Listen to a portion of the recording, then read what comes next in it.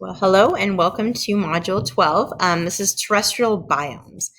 So terrestrial just refers to on land. So terrestrial, like I said, refers to on land, so not in the water, whereas aquatic refers to water. So it could be the oceans, lakes, rivers. We'll talk about that next time.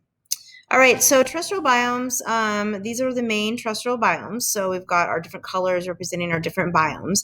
And they're basically just categorized by temperature and rainfall. So that's what categorizes each of these is temperature and rainfall. All right, we look at these climate diagrams for each one. So each one, this is something that you should be able to recognize. So you'll need to not memorize them, but you'll need to understand each biome. And if you understand each biome, then this becomes simple. So basically, if we look at this, we've got, it's a graph. And so we've got annual temperature on the left here in this case, and average precipitation in millimeters on the right. And then down below, we've got the months. So temperature is in red here, and then precipitation is in blue. And so in this case, this line right here, 0 degrees, indicates the temperature at which things grow and above that. So anything above 0 degrees Celsius, things can grow. Anything below, they can't. So notice how the temperature falls below freezing between the months of like mid-March to mid-October. So the growing season is within that range when it's above 0 degrees. When it's below 0 degrees, it's not growing. And so it's shaded where it's growing, and then not shaded where it's not growing. So then we've got the precipitation. So precipitation, you can see, is above the temperature the entire time. So in this case, the growing season is not dependent on temperature. Not dependent on precipitation, but it's dependent on temperature. So precipitation is there, temperature is not. So of course, in these months, we've still got precipitation, but it's in the form of snow in that case. So then we look at this one. And for temperature, we can see that temperature is, the growing season is between here and here, because that's where it's above 0. And then, but notice how temperature is here, but precipitation falls lower. So basically, when the precipitation falls below temperature, that means that the plant growth is limited by precipitation. So in this case, it's limited by temperature because precipitation stays above. In this case, when precipitation drops below temperature, then it's limited by precipitation. So think of Redding, for example. Things can grow all they want in the summer as long as they get plenty of rainfall, which they don't. So we have to supplement with watering things. So that would definitely in Redding, and things grow year round. It's very rarely below 0, if at all. But it's definitely limited by precipitation here, not temperature. All right. So these are our biomes. So these are our terrestrial biomes. There's 9 of them altogether. It's kind of cut off down here at the bottom, but that's subtropical desert. And we'll talk about each one. And you guys actually in your study guide have a table that you guys need to fill out. So as we go along here. All right. So tundra. Tundra is very, very cold, kind of lifeless. There is life there, but it's very sparse. The ground stays frozen most of the year. So things can't grow in frozen ground. It's called permafrost. And that is just a permanently frozen kind of sublayer of soil. So it makes it very hard for things that are big and have big roots to grow. So if you look in this picture, there aren't any trees at all. And that's pretty typical of a tundra. There's very, very low grass because grass has very short roots. Whereas trees, shrubs, that kind of stuff, they are not going to be able to penetrate through frozen ground. So you're only going to get this very sparse grass. And that layer is called permafrost when it's permanently frozen. And the growing season is very, very short here. So you can see here the growing season when it's above 0 degrees is very short. So basically June through September. And then you can see precipitation stays pretty average. So basically it's limited, the growing is limited by temperature, not precipitation, but temperature. Some variety of things that live here. So we've got up here, we've got lichen. We have lichen that grows here. And then I included this cute little thing. It's a lemming. It's, I think, pretty cute. But anyways, that's pretty common living here. And then we've got these low-lying grasses like mosses and some woody shrubs like, for example, sage. Maybe a little bit of like lavender type things. So things that are just really kind of low and shrubby, but nothing that has big, deep roots. All right, and then this is that permafrost that I was talking about. So the permafrost, this frozen sublayer of soil, actually contains quite a bit of methane. And so what's happening with global warming is that methane is actually a really big greenhouse gas. It's not big in the sense that we talk about it really, because when we burn fossil fuels, we don't give off methane necessarily, but we give off a lot of CO2. So we talk about CO2 all the time, but methane is actually a much stronger greenhouse gas than CO2 is. It's just in small quantities. And so, but what happens is this permafrost contains quite a bit of methane that's trapped. And that's just produced by this anaerobic decomposition in the soil. So when methane is given off, especially if this is melting, so think about global warming. So this is melting at kind of an alarming rate. And when that melts, it's releasing that methane that is trapped. And that methane trapped goes into the atmosphere. And that's a greenhouse gas. It increases the temperature, the blanket effect of Earth. And so it increases temperature, which further increases melting, which further increases methane. So thinking about that, is that a positive or negative feedback? So think about it for a minute. So that would be a positive feedback loop. So it's not positive in the sense that that's good at all, but it's positive in the sense that it's escalating and it's getting to a new normal each time, rather than if it were to refreeze and go back to original levels. That would be negative, but it's not. It's escalating, so that would be a positive feedback loop. All right, so the next one is a boreal forest. And so a boreal forest, mainly coniferous evergreens. So coniferous just means like coned. It doesn't lose its leaves, like pine trees, for example. So they can tolerate these very cold winters. They have a very short growing season. We generally find them between 50 degrees and 60 degrees north latitude. And it's very nutrient poor soil. So there's not really a lot going on in the soil, not a lot of nutrients. So nitrogen, phosphorus, sulfur, very little. And that's just mainly due to slow decomposition because it's so cold. So the colder it is, the slower decomposition occurs. So here's our climate diagram. So we can see our growing season is between April and kind of mid-October. And then here, growing season is limited, even though it's warm enough, it's limited by moisture. So the precipitation stays pretty steady throughout the year. But definitely right here, between here and here, is limited by precipitation. All right, and then something I guess I forgot to mention. This is showing where it's at. I'm sure you guys probably figured this out. But where the green is in this case, this is where the boreal forest is found. So all of these have colors as well. All right, so some indicator species of this forest. We've got coniferous trees like spruce, pine, fir, some deciduous trees. Deciduous means they lose their leaves like these. This is very beautiful. But these are maple. This is aspen. These are some, I think it's a blue spruce actually that I have a picture of. And then we, of course, know the wolf. We've got our moose, and then I'm not sure what I'm showing in this picture. I guess the aspen in this picture. But anyways, very beautiful, but definitely harsh living conditions. All right, and then we've got the temperate rainforest. So temperate rainforest has moderate temperatures and really high precipitation. There's different little pockets of temperate rainforest. So we've got coastal rainforest, like in California. Think about like Eureka, for example, Eureka, Humboldt area, that's temperate rainforest. Oregon coast, Washington coast, those are all temperate rainforests. And then we've got little pockets of temperate rainforests throughout throughout the world.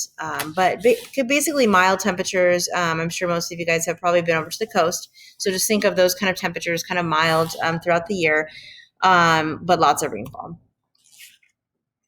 All right, so here is where it's found along the coast. So very small little pockets here, very specific. There are some over here. It's just very hard to see them.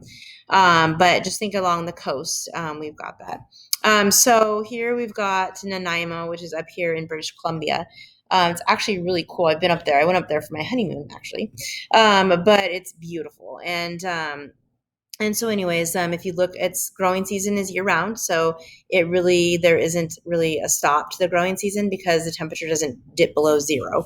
And then you've got our limiting factor here tends to be temperature. So there's precipitation drops in the summer as temperature rises. So the limiting factor on growth would be precipitation in this case, not temperature. All right, animals, blue grouse, Clark's nutcracker. I've got that pictured here, which is kind of cool. And then a banana slug. Let's see. And then we've got coniferous trees, fir, spruce, cedar, hemlock, redwood, very common things that we see over on the coast. All right. So next is the temperate seasonal forest. So this would be our typical beautiful forests that lose their leaves. They tend to be very deciduous trees, so trees that lose their leaves. And this would be the typical like Appalachian, for example. And you think of like the eastern part of the U.S. with all the beautiful colors of trees, like this time of the year, just beautiful. So that's our temperate seasonal forest. So it's seasonal because it's got warm growing season in the summer, and then it gets very cold. There is some snow periodically, not a lot, but there is some snow periodically. So deciduous trees. So here's some very colorful trees here. And then we've got a variety of animals. So we've got toad, squirrel, chipmunk, just a variety. All right, so here's where it's found. So little pockets throughout the world. It rarely snows in these areas. You can see it's very close to zero, so there are times where it can dip down. But for the most part, the growing season is year round. You can see here's that beautiful display of trees over near the Appalachian Mountains. And so those are all just deciduous and very beautiful. All right, so what abiotic feature, think about what we just talked about. So what abiotic feature, meaning non-living feature, distinguishes a temperate rainforest from a temperate seasonal forest? So think about it for a minute, maybe look at your notes.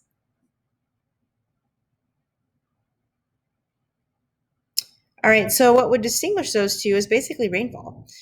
So neither one of them are generally getting snow, but think about our seasonal forest has a definite drier season, whereas the rainforest does not. The rainforest has a pretty steady rainfall throughout the year. It has more rainfall, more so than the temperate seasonal forest. All right, then woodland and shrubland. So woodland and shrubland, this is us. So woodland and shrubland would be our hot, dry summers, mild, rainy winters. So pretty much Redding and a lot of California. So this is our Mediterranean climate. Some people refer to it as a climate. We're talking about biomes, but climate would be like a Mediterranean type climate. There's 12-month growing season, so very rarely do we get below freezing temperatures. Every once in a while we get a snow, but it's not something that's very common. So it's not really something that would register on that climate diagram. Wildfires are very common, and that's mainly because of our hot, dry summers, and our plants are adapted for that. So I've talked about our plants growing back after the fire from the roots, and plants like manzanita and oaks being very resilient to that drought and fire. And that's pretty typical of this. They have to be, otherwise they're not going to survive in an area that's prone to fire. So here's where our woodland and shrublands are located. We've got them throughout California. It's very hard to see because it's very small. But you can see where they're located. So here's why it's called a Mediterranean climate, because you can see it surrounds the Mediterranean Ocean. It's not really limited. It grows year round. The only limiting factor would be precipitation. So in this area, we do not get a lot of precipitation at all. In the summer, really non-existent. And so temperature is there. Temperature is great as long as you can water things and supply water. It grows well, but definitely not much rainfall. This looks pretty typical of all of our areas surrounding here. So that is us. All right, some indicator plants. So we are very familiar with the indicator plants. We've got some shrubs, some yucca, sagebrush, scrub oak. Indicator animals, small nocturnal animals, coyote listed here, opossum, mountain lion, things like that. So they're not small, but they definitely have to come out at night. So that's very typical. Oops, a little far. All right, so next up is temperate grassland and cold desert. So temperate grassland is cold, harsh winters, hot, dry summers. Think of Reno area. Think of the Great Plains. Think of the Midwest. So this is very typical of this area, and so it's there's plant growth is basically limited by temperature in some parts of the month or some parts of the year, and then precipitation in other parts of the year.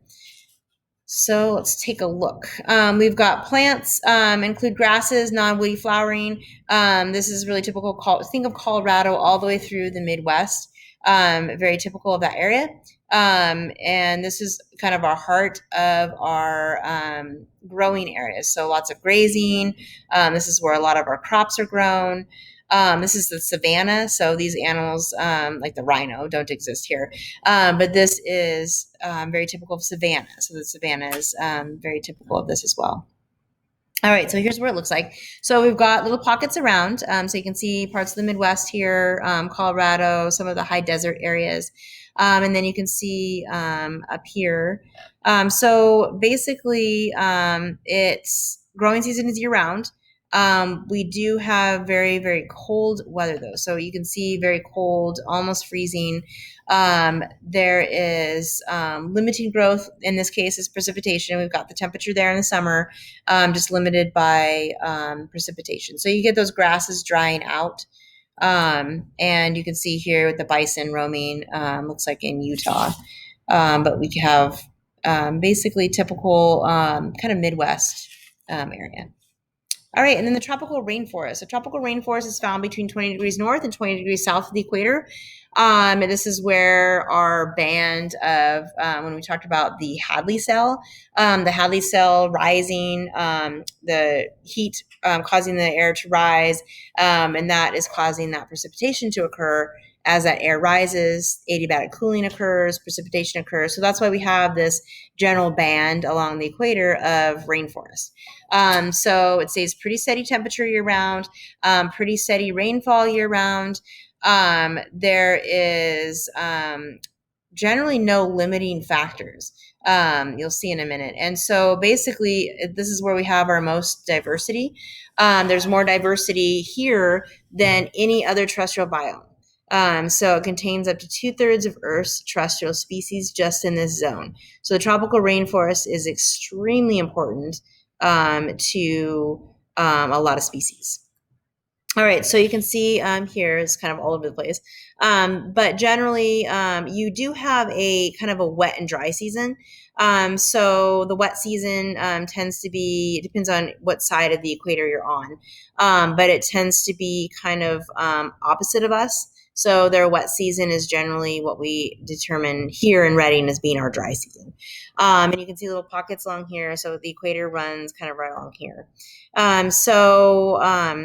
So here's distinctive, typical rainforest. Fiji is part of this. So I went to Fiji last summer for a ecosystem, kind of a 3-week trip. Emma in our class went to, so that was pretty fun. And so we went for 3 weeks and studied ecosystems and marine life, went scuba diving. It was pretty amazing. But it looked pretty much like this. And I also did another trip like that in Honduras with some students, and we helped researchers, and basically it looked like this as well. So a typical tropical rainforest. All right, so here's some examples of what we see. So, like I said, 2/3 of Earth's terrestrial species live there. We've got mangroves are really common. We've got our bamboo. A lot of our coffee around the world is grown. Cassava, sugarcane, all of this stuff is grown. This is kind of neat. These are cocoa. It was kind of weird. We saw this when we went to Fiji. I've never seen cocoa before, and I love chocolate, but I didn't know how it grew. And it grows in these seed pods. It's really weird. And so we got to taste it without it being roasted. It's very different than it is roasted. But anyways, it's kind of neat how it grows. And then you can see these toucans and gorillas, silverback gorillas, sloths, all kinds of cool things grow in the rainforest. This is a strangler fig, by the way. So they basically strangle the trees out. They're not very good. All right, so tropical seasonal forest savanna. So this is and I mentioned savanna before. So the grasslands, a savanna, it kind of is a grassland, but it has a very distinct wet and dry season. And so basically this is, think of like areas in Africa, for example. So South America has little pockets of this, Asia, Africa. This land tends to be pretty fertile, but there's low amount of precipitation, so you definitely have to supplement water. But the soil nutrients are lost pretty fast in the savanna as well. So, always wants to go too far. All right, so here's some examples of things that we see. So rhino again. We see these really cool baobab trees. I believe that's how you pronounce it. But anyways, they're just kind of cool. Our typical savanna. Red Bluff is very similar to this. So Red Bluff has a very similar climate to this, if you want to think of somewhere local. And then scorpion, giraffe. So think of the typical savanna, tigers, that kind of stuff, lions. All right, and then tropical, I know there's lots of biomes, but tropical seasonal forest savanna again. You can see that the growing season is year-round, lots of pockets, mostly in the southern hemisphere. And then we've got limiting factor here. So the limiting factor would be precipitation. So temperature is there, but precipitation is not. So basically, you've got this short little window of growing. And then you've got very dry conditions. So think of the savanna and think of like the watering holes and maybe movies that you've seen where the savanna is very lush and wet and then very, very dry. India has a good example of this as well. India has a definite monsoonal season, and then it also has a definite dry season. And this has a lot to do with the ITCZ that we had talked about. So that band kind of runs through here. And so this fluctuation up and down creates this kind of really wet season versus really dry season here. And then we've got subtropical desert, so a little bit north of what we were just talking about. So 30 degrees north and 30 degrees south is where we generally find our deserts. So in California, in the United States, we have Mojave Desert. In Arizona, we have the Sahara in Africa. We have the Arabian Desert in the Mideast, and then the Great Victorian Desert in Australia. So some examples, things that are really drought resistant. So succulents tend to do really well here.